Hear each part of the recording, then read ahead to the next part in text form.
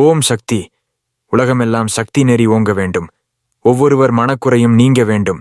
எந்த ஊசியாலும் மாத்திரையாலும் எல்லா நோயையும் கட்டுப்படுத்திவிட முடியாது. நீ செய்த பாவம் உன்னை விடாது. ஆசா பாசங்களுடன் ஆன்மீகத்தில் ஈடுபடுவோர்க்கு பாவமும் வருவதுண்டு. அவைகள் இல்லாமல் ஆன்மீகத்தில் ஈடுபடுகிறவர்களுக்கு பாவங்கள் நேர்வதில்லை. நீ செய்யும் அபிஷேக ஆராதனைகளால் மட்டும் உன் தீவினைகள் தீர்ந்து விடாது.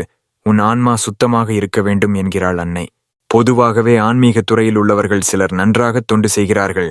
அதே சமயம் பாவங்களையும் சேர்த்துச் செய்கிறார்கள். இவர்கள் செய்யும் புண்ணியத்தால் பலன்கள் கிடைக்கின்றன. இவர்கள் செய்யும் பாவத்தால் குடும்பத்தில் பாதிப்பு ஏற்படுகிறது.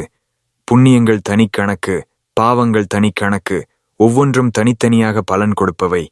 ஒவ்வொருவன் உடம்பிலும் பாவ புருஷன் குடியிருக்கிறான் என்று எத்தனை பேருக்குத் தெரியும்? பூரண ஞானம் அல்லது பூரண பக்தியின் வேகத்தை தாங்கத் தகுதியான உடல் வேண்டும். ஒன்றை தெரிந்து கொள்வோம்.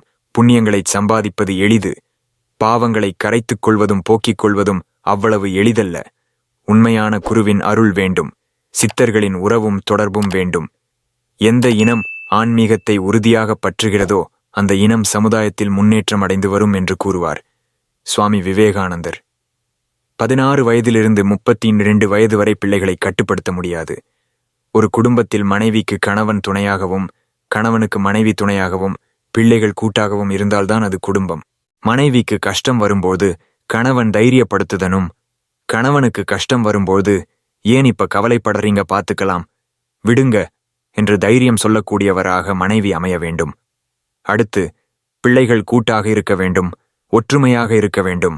அப்படி இருந்தால்தான் அந்த குடும்பத்தை யாரும் அசைக்க முடியாது. அடுத்தது எல்லா துறைகளிலும் குறைபாடு இருக்கும், உழைப்பு குறையும். உன் கையில் இருக்கும் வரைதான் அவன் பின்பாட்டு பாடுவான்.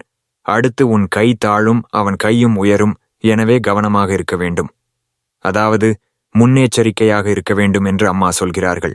தன்னைத்தானே தனக்குத்தானே உணர்ந்து ஈடுபட்டால் தான் ஆன்மீகத்தில் பலன் கிடைக்கும்.